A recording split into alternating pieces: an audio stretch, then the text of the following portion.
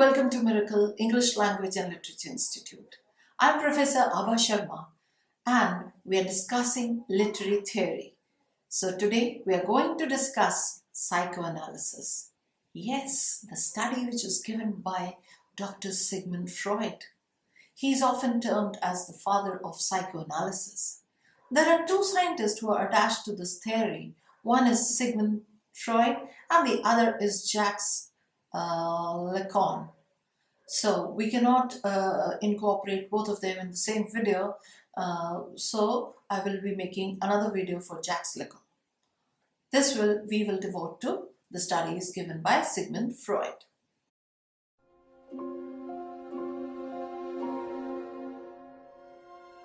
Of all the great figures in psychology, perhaps Sigmund Freud is the most important. Sigmund Freud was an Austrian and lived most of his life in Vienna.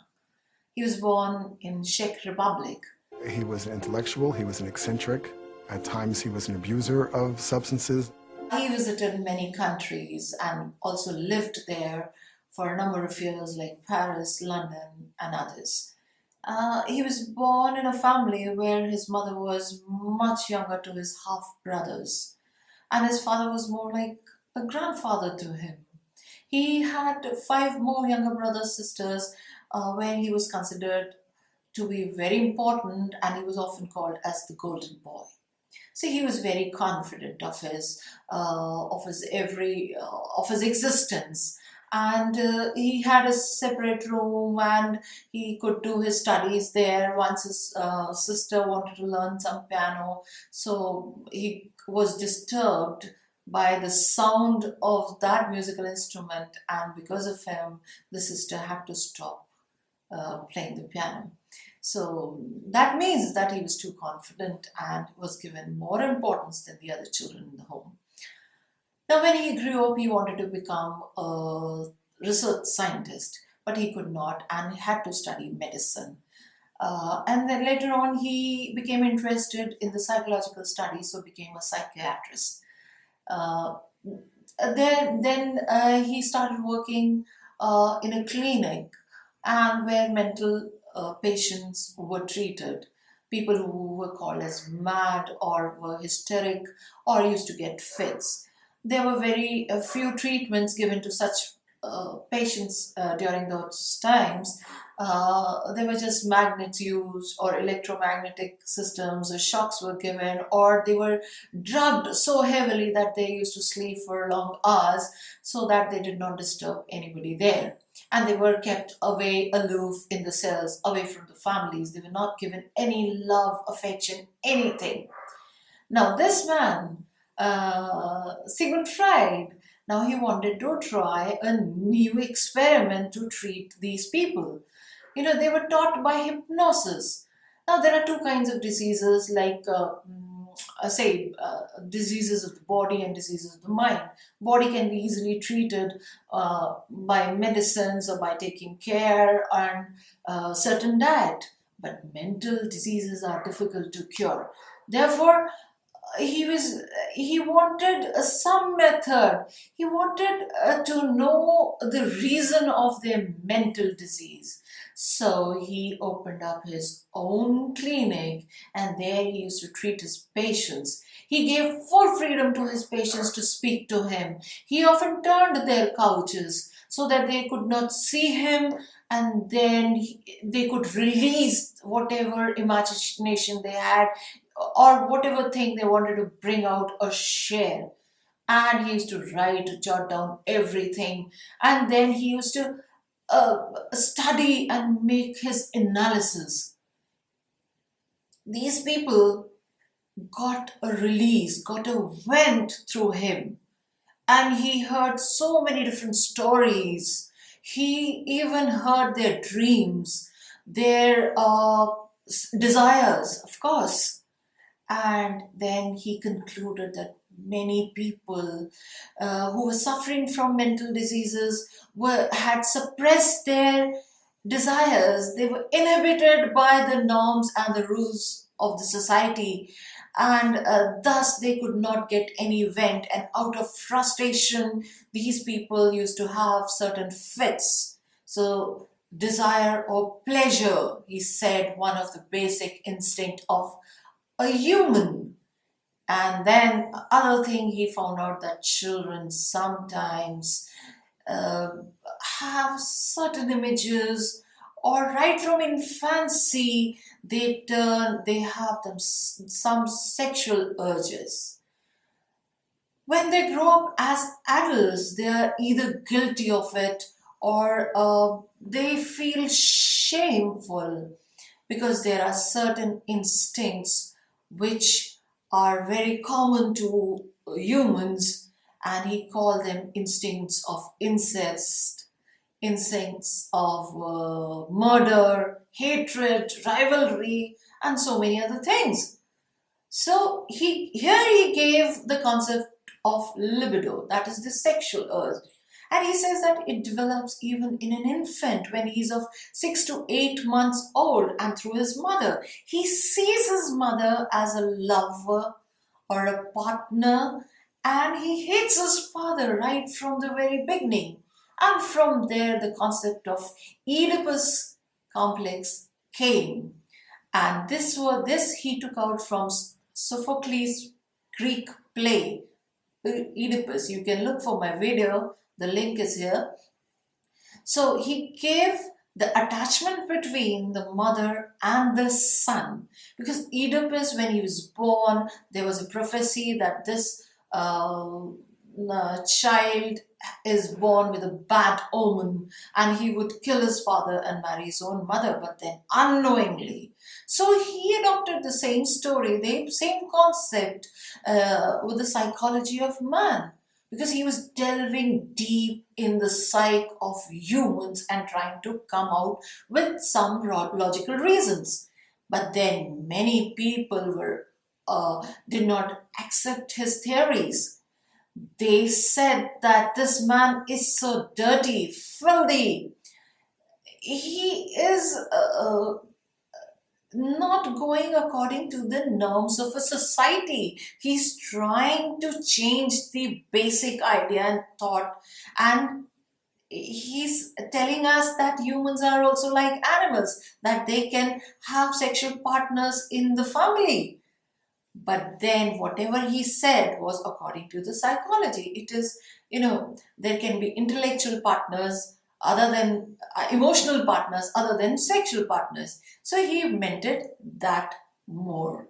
The adults many a times get fits, and these fits, they arise at a certain time, at a certain moment, which is unknown to all, either through a sound or a smell or any kind of atmosphere they feel. So he again concluded that this might be because in their childhood these adults have gone through a very torturing state, and he said that this may be due to child abuse, and that too sexual abuse of a child. When he was ignorant of everything, he was made to go through that pain, and which precipitates when he grows up, when he hears the same sound or the same, he smells the same kind of smell, fragrance, or he experiences the same kind of atmosphere. Then he started evaluating the dreams, his own dreams and the dreams of his patients. And he wrote a blockbuster book, which is called as The Interpretation of Dreams. Although it was published in 1899, but he asked his publishers to write the date 1900 because he wanted to enter, or he wanted to make it popular through the new century. And only 300 books in 6 years were sold because people did not accept. He was a Jew, so most of the Christians, Catholics opposed his theory of psychoanalysis. And when in 1914 the First World War broke in, he got the other reason of human psychic behavior. He said that sex is not only the thing where he is tormented up to his adult or his last age, but then he has got the instinct of destroying himself, and that is more devastating. He tried a method of talking treatment with his patients. There was one patient called Anna O, and from that time people started talking about their fears, about their inhibitions, about their dreams, about their desires, about their imaginations, and this gave him the ideas about which developed his analysis.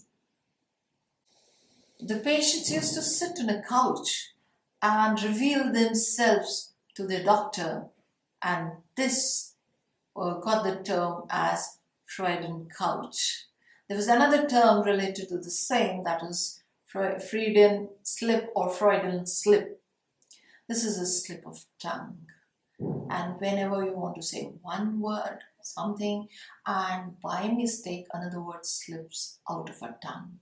Suppose we are trying to say dough and we speak Thai. Something like this. He said there is a slip. Sigmund Freud also talks about doodles. Doodles are the figures or signs or symbols when a person makes while talking on the phone or while doing anything where he doesn't concentrate. His mind is totally on the other thing, and at the same time he's drawing very weird figures. So he said that is also a reflection of the unconscious mind, the desires and the fantasies of a person. And if you look into those signs, if you analyze them, you'll come to know about the secrets of the unconscious mind. These he termed as the unconscious desires, unconscious thoughts. Person is not conscious of all these things, and when he becomes conscious, he feels guilty. So when the First World War broke up, he found the other side of the human psyche, dark side of the human psyche. And he was so frustrated and he became pessimistic. His theories were not taken up because they were disgusting, and he was called as evil person.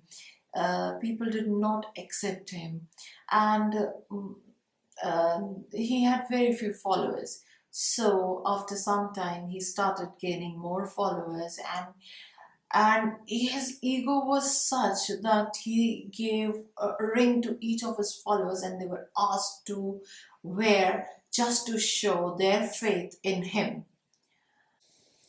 He was very fond of cigars, and due to this habit of smoking, he developed a cancer in the mouth. He was operated several times, but he did not give up neither smoking nor his studies of human psyche. Now, there are many modern poets and authors who had followed and who had taken his theories into their novels, like D.H. Lawrence in Sons and Lovers. The mother and son relationship is very strongly depicted in the novel. You can read that and find out. Another is W.H. Auden, who also wrote an elegy on him in memory of Sigmund Freud.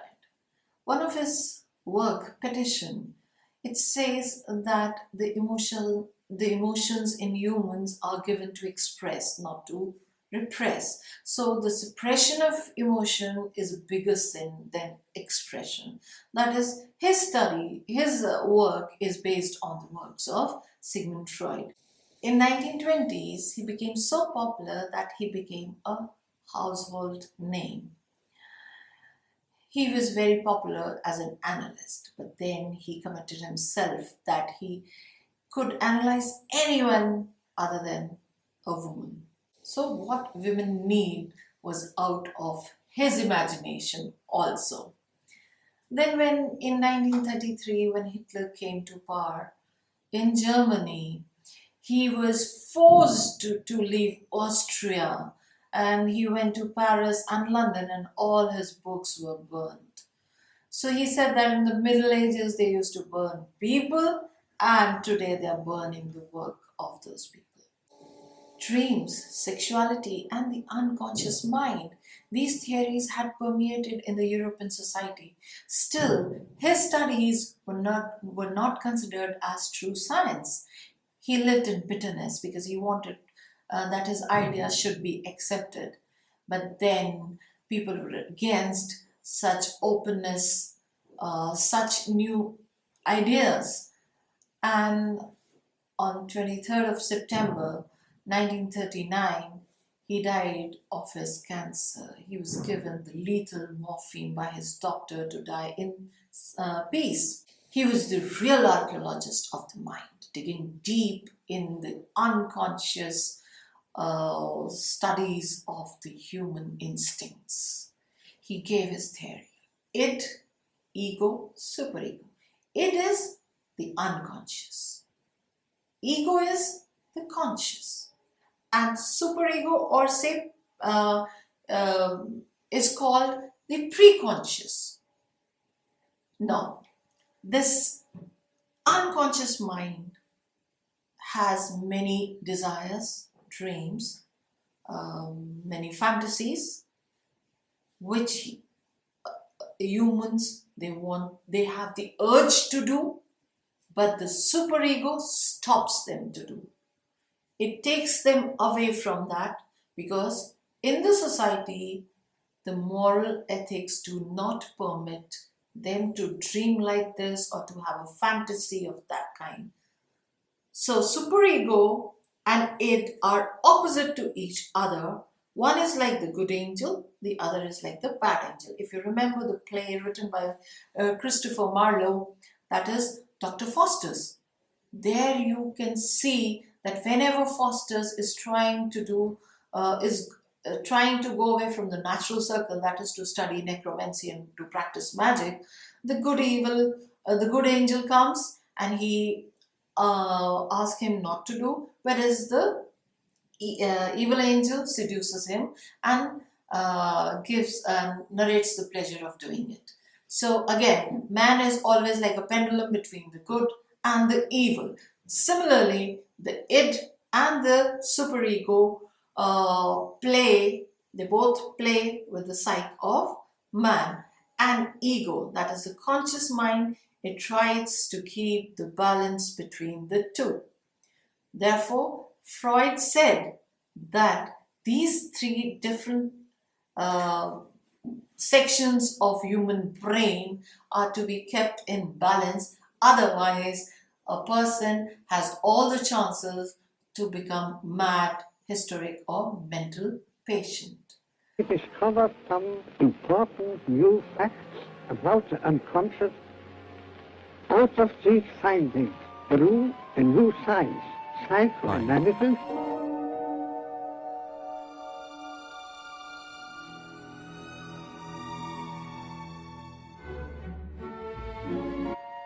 And with psychoanalysis, Sigmund Freud opened the doors to the unconscious, forever changing the way we view the human mind.